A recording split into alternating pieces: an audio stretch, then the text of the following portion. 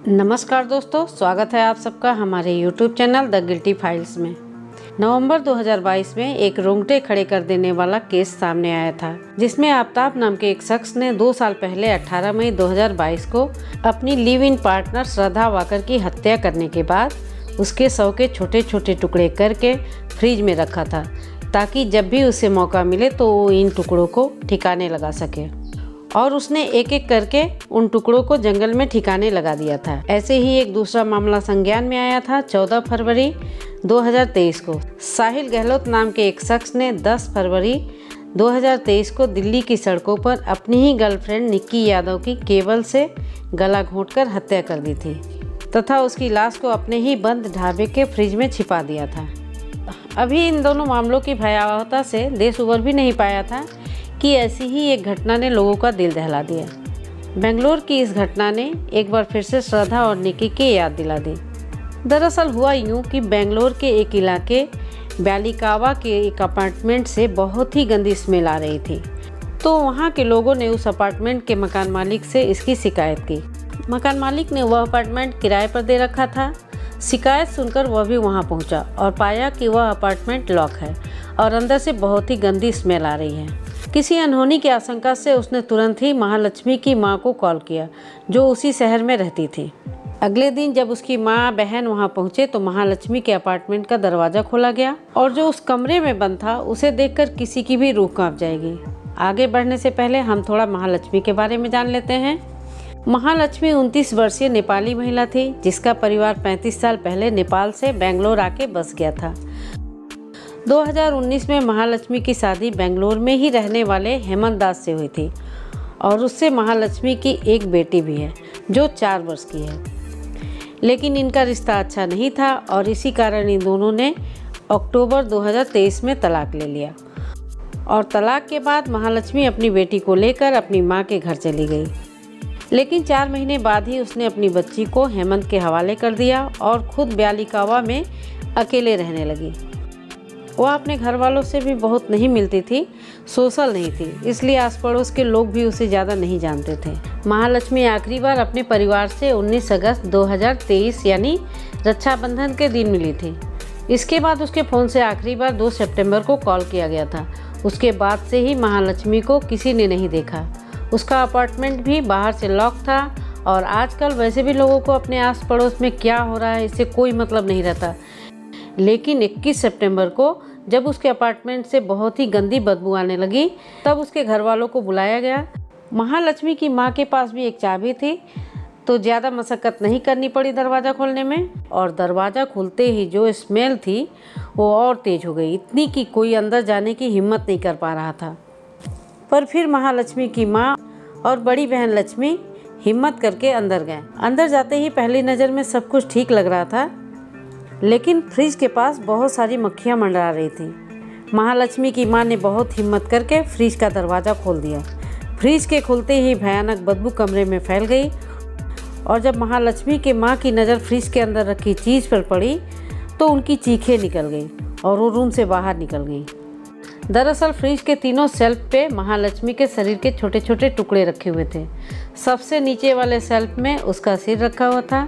शायद ही कोई होगा जो इस भयानक मंजर को देख पाता। बहरहाल पुलिस को इस घटना के विषय में जानकारी दी गई। मौके पर पुलिस व फॉरेंसिक टीम पहुंचे। जांच में यह पाया गया कि घर में जबरन कोई नहीं घुसा है। इसका मतलब जिसने भी इस काम को अंजाम दिया वो महालक्ष्मी के पहचान का था। लाश के टुकड़ों व फ्रिज को जांच के लिए फॉरेंसिक लैब भेज दिया गया। जब महालक्ष्मी के शरीर के टुकड़ों को गिना गया तो पता चला कि उसके शरीर के 59 टुकड़े किए गए थे और उन टुकड़ों में कीड़े लग गए थे। जब जांच आगे बढ़ाई गई तो सबसे पहला शक महालक्ष्मी के पूर्व पति हेमंत दास पर गया। जब उससे पूछताछ की गई तो उसने पुलिस को बताया कि महालक्ष्मी जहां काम करती थी वहां अशरफ नाम के एक व्यक्ति के साथ उसका अफेयर चल रहा था। हेमंता ने दोनों की चैटिंग भी पढ़ी थी। आए दिन दोनों में झगड़े होते रहते थे। एक बार तो हेमंता ने अशरफ के खिलाफ नीला मंगला पुलिस स्टेशन में FIR दर्ज की, जिसके जवाब में महालक्ष्मी ने उल्टा हेमंत पर फिजिकल असॉल्ट करने की शिकायत दर्ज की। इस बात से इनका रिश्ता इतना खराब हो गया कि ये अलग हो गए। हेमंत ने पुलिस को बताया कि महालक्ष्मी 15-20 दिन में एक बार अपनी बेटी से मिलने हेमंत की शॉप पर जाया करती थी। हेमंत की बातों को सुनकर अब पुलिस का शक अशरफ पर गया। अशरफ को पुलिस ने उठाया और उससे पूछताछ शुरू की। अशरफ ने बोला कि यह सच है कि उसका महालक्ष्मी के साथ अफेयर था, लेकिन उसके पति हेमंत से लड़ाई व पुलिस कंप्लेन के बाद उसने महालक्ष्मी से दूरी बना ली थी। अशरफ के फ़ोन के लोकेशन व कॉल रिकॉर्ड से उसकी कही गई सारी बातें सच निकली। इसलिए अब हेमंत के साथ साथ अशरफ भी पुलिस सस्पेक्ट लिस्ट से बाहर आ गया। खैर, पुलिस ने महालक्ष्मी की कॉल डिटेल निकाली और वो जिस स्टोर पे काम करती थी वहाँ भी पूछताछ की तो एक नई बात पता चली और साथ ही एक नए शख्स के इन्वॉल्वमेंट होने का पता चला। स्टोर से पता चला कि 1 सितंबर 2023 को लक्ष्मी आखिरी बार स्टोर आई थी और उसके बाद लीव पर चल रही थी। साथ ही उसी स्टोर पर काम करने वाला एक और शख्स भी उसी दिन से लीव पर चल रहा था। इसके बाद पुलिस ने दोनों की कॉल रिकॉर्ड निकलवाई तो पता चला कि महालक्ष्मी और वह शख्स काफ़ी समय से एक दूसरे से बात कर रहे थे। 2 सितंबर को भी दोनों में बहुत सारी बातें हुई थी। जब पुलिस ने उस व्यक्ति के नंबर पर कॉल किया तो वह बंद आ रहा था। तब पुलिस ने उसके CDR से लास्ट डायल नंबर पर कॉल किया जो बेंगलोर में ही रहने वाले स्मृति रंजन को लगा। पूछने पर पता चला कि वह उसके भाई मुक्ति रंजन का नंबर है जो महालक्ष्मी के साथ उसी स्टोर में काम करता था। जब इस दिशा में आगे जांच हुई तो पता चला कि मुक्ति व महालक्ष्मी का लगभग 6 माह से अफेयर चल रहा था। मुक्ति को उसके पास्ट के विषय में सब पता था पर उसे कोई आपत्ति नहीं थी, सब ठीक चल रहा था। लेकिन कुछ समय बाद महालक्ष्मी का रवैया मुक्ति को बदला बदला लगने लगा। वह मुक्ति से दूरी बनाने के साथ ही किसी और से फ़ोन पर घंटों बातें करती रहती थी। जब मुक्ति उससे कन्फ्रेंस करने को कहता तो झगड़ा करने लगती, फिर उनमें सुलह भी हो जाती। 1 सितंबर को ये दोनों ही स्टोर पर गए थे।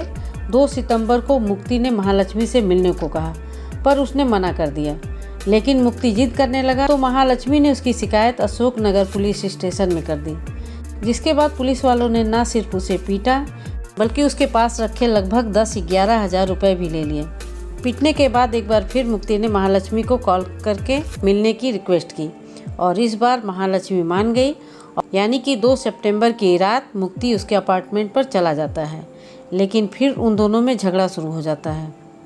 महालक्ष्मी मुक्ति पर प्रेशर डाल रही थी कि वो उससे शादी कर ले ताकि महालक्ष्मी को फाइनेंशियली सपोर्ट मिल सके, लेकिन दूसरी तरफ वह यह भी चाहती थी कि मुक्ति उसकी बातों में इंटरफेयर ना करे। लेकिन अब मुक्ति इस रिश्ते में आगे नहीं बढ़ना चाहता था क्योंकि वह यह जान चुका था कि महालक्ष्मी को वो नहीं सिर्फ उसके पैसे चाहिए। दूसरा, महालक्ष्मी का चरित्र भी सही नहीं है। इन्हीं बातों पर शुरू हुई लड़ाई ने एक भयानक मोड़ लिया और हमेशा की ही तरह महालक्ष्मी ने मुक्ति पर हाथ छोड़ने की कोशिश की, लेकिन इस बार मुक्ति काफ़ी गुस्से में था। उसने किसी भारी चीज़ से महालक्ष्मी के सर पर चोट किया। उसके बाद भी उसका गुस्सा शांत नहीं हुआ तो उसने दोनों हाथों से गला घोंटकर महालक्ष्मी को मौत के घाट उतार दिया। अब उसके सामने एक सबसे बड़ा काम था लाश को ठिकाने लगाना। तभी उसकी नज़र उसी रूम में रखे फ्रिज पर पड़ी। उसने लाश के टुकड़े किए और उन्हें फ्रिज में रख दिया, ये सोचकर कि फ्रिज में रखने के कारण उसमें से बदबू कुछ दिन तक नहीं आएगी और वो कुछ दिनों बाद धीरे धीरे करके सब कुछ ठिकाने लगा देगा। फिर उसने फर्श वगैरह साफ़ किया और देर रात बाहर से ताला लगाकर चला गया। चूँकि वह कोई पेशेवर अपराधी तो था नहीं, इसलिए उसे इस अपराध का गिल्ट हो रहा था।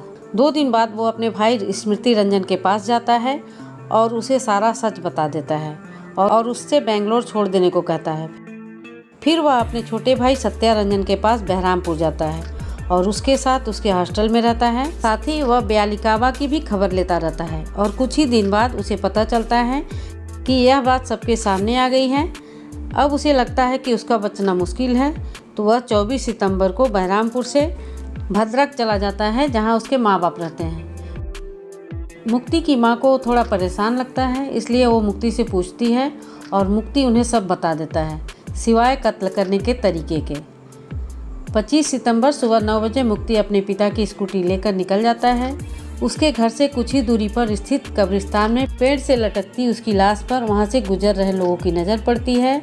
मौके पर उड़ीसा पुलिस भी वहां पहुंचती है। घटना स्थल से कुछ ही दूरी पर उसकी स्कूटी व नीचे एक बैग पड़ा हुआ था। उस बैग में एक डायरी से उसकी पहचान की पुष्टि हुई।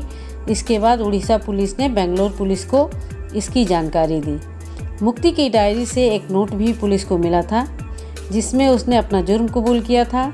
मुक्ति जा चुका था, लेकिन उसके नोट से और हेमंत की बातों से ये पता चला कि महालक्ष्मी बहुत ही मनी माइंडेड लड़की थी और बहुत ही ज़्यादा गुस्से वाली भी थी। वो गुस्से में हाथापाई पे भी उतर आया करती थी। महालक्ष्मी के लालच व उसके गुस्से ने उसकी जान तो ली ही, साथ ही मुक्ति की भी जान ले ली। उसने कई घर बर्बाद कर दिए। तो आज की कहानी यहीं पर समाप्त होती है। मिलते हैं अगले वीडियो में एक ऐसी ही रूह कांपा देने वाली कहानी के साथ। तब तक के लिए धन्यवाद।